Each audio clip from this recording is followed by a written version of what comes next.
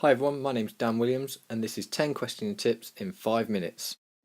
Tip 1 for tonight is to plan a range of questions that you're going to ask in your session. This question grid is great for planning that. You want to include closed short answer questions such as what is or where can, and this can give the teacher a basic grasp of learner understanding. It also allows for the less confident learners in the group to involve themselves. For the more able learners, you may want to plan deeper questions such as how might or why will, and this allows the learner to demonstrate a deeper understanding. Tip 2 is to pose and pause when asking your questions. Once a teacher poses a question, quite often the quickest and most confident learner is the one that gets to answer. This leaves the teacher with very little information as to the understanding of the remainder of the group. By preparing learners prior to the question by telling them that they'll be provided with some think time, you are allowing those who require a little longer to formulate their answer to become involved. Don't be afraid to let your classroom go quiet. Tip 3 is to pounce on your selected learners. Following the previous point, in order to restrict the quicker and most confident learners from dominating with their answers, you can purposely select individuals to answer your question. Tip 4 is to pass the question around the class. Rather than telling the learner that their answer is correct straight away, try thanking them for their response and select another learner to answer the question. By doing this, other learners are more willing to offer their thoughts if their response is completely different to the previous one.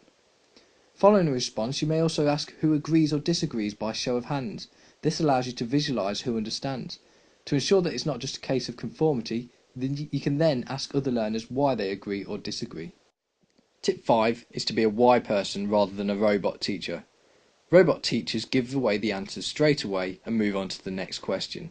A why teacher asks why. This allows for deeper thinking. The more you ask why, the wider and deeper the thinking goes. Tip 6 is question tokens. To ensure that each learner is questioned during a session, the teacher could provide every learner with a question token. The aim during the session is for learners to lose all of their tokens. They need to ask questions to lose green tokens and answer questions to lose red. This is a great way to ensure differentiation and that all are engaged during the session.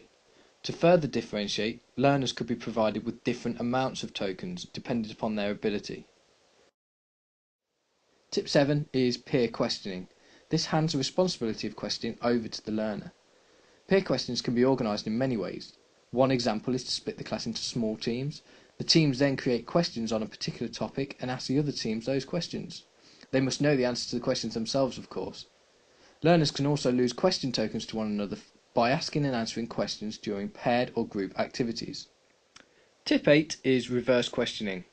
Quite simply, the teacher provides learners with the answer to a question and their job is to come up with a suitable question for the answer. The questions they provide can then be assessed for suitability via discussions. Tip 9 is matching questions and answers. This is a great starter activity that can engage the learner through questions. The teacher simply provides half the group with the questions related to a topic and half the group the answers. The learners then need to pair themselves up accordingly. To make the activity more difficult, throw in a few red herring questions or answers. The final tip for this evening, tip 10, is anonymous answers. Some learners just don't feel comfortable answering questions aloud, so to combat this, anonymous answers may be used in an activity. The teacher can pose a question to learners and allow them to post their answers in a box at the front of the room. The teacher can then gauge the understanding of the class through a quick scan of the responses. A more innovative way may be to use an activity such as a text poll, like Poll Everywhere, and this gives a basic analysis of information.